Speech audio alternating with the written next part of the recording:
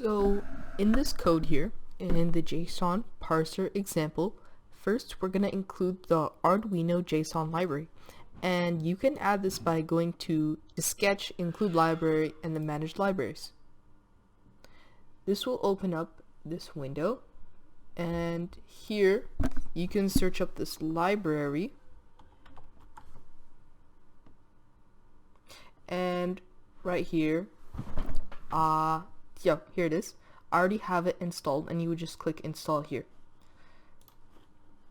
After these couple lines of code, we also have the D-serial and serial USB. What this does is this allows you to connect your board to the computer as well as use it in this code.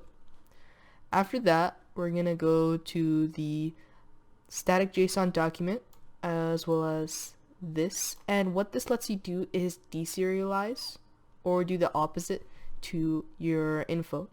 So on void setup, what we're going to do, which is when we start the code, we're going to open up our serial port and we're going to let it continue. After that, we also want to show down here that, or we want to show this text, this is JSON Serializer example.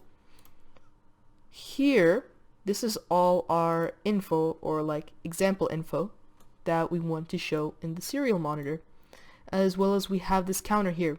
What counter plus plus does is that it adds one after each loop to the counter. And here is where all our formatting happens and shows the output of our information. Here is some code written so that if there is an error in deserialization or output, we have an if statement here to show what would happen exactly. And here is also the output after being deserialized, and these are the plugins as well. So this would be the latitude would be plugged in here, and the longitude as well here, and so on. And yeah, that's it.